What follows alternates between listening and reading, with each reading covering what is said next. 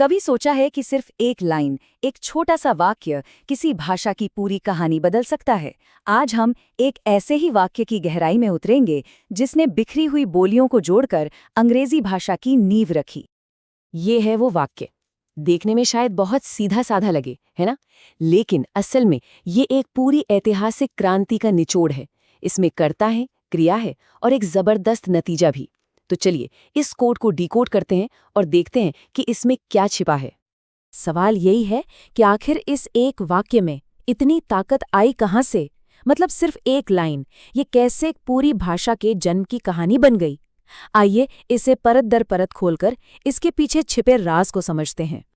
तो कहानी को समझने के लिए सबसे पहले मिलना पड़ेगा इसके किरदारों से।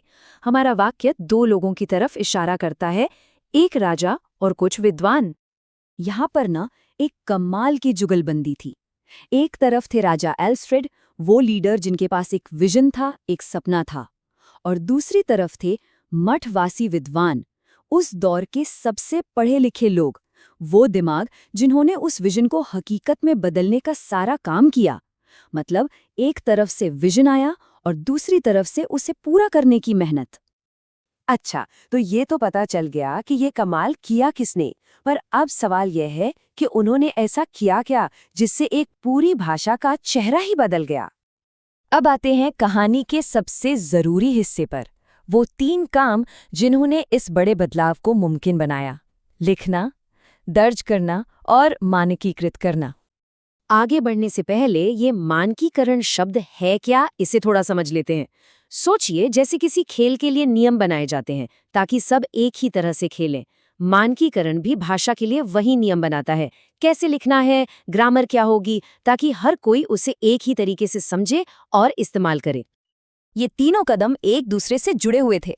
सबसे पहले तो जो भाषा सिर्फ बोली जाती थी उसे बड़े पैमाने पर लिखा जाने लगा। फिर उस लिखी हुई चीज को कानूनों और किताबों की शक्ल में रिकॉर्ड किया गया ताकि वो हमेशा के लिए महफूज हो जाए। और आखिर में उस लिखने के तरीके के लिए पक्के नियम बनाए गए ताकि सब लोग एक ही स्टाइल में लिखें और पढ़ें। तो इस पूरी मेहनत का असर क्या हुआ? देखिए, मानकीकरण से पहले अंग्रेजी अलग अलग इलाकों की बोलियों का एक जाल थी, कोई एक तरीका नहीं था लिखने का।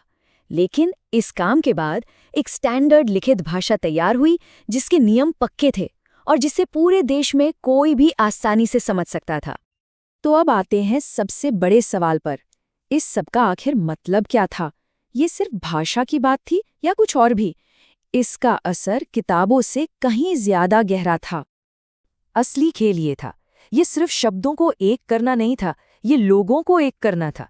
क्योंकि जब लोगों की भाषा एक हो जाती है तो उनके बीच एक जुड़ाव पैदा होता है, एक साझा पहचान बनती है, एक हम की भावना आती है। इस पूरे प्रक्रिया की जो विरासत थी वो आज भी जिंदा है।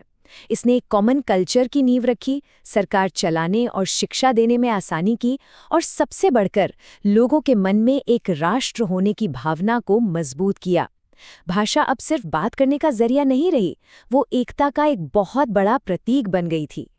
तो आखिर में एक सवाल रह जाता है, पुरानी अंग्रेजी की ये कहानी हमें आज की भाषाओं के बारे में क्या सिखाती है? क्या कोई भी भाषा बिना एक तय मानक के, बिना एक जैसे नियमों के सच में दुनिया पर अपना असर छोड़ सकती है? ये सोचने वाली बात है।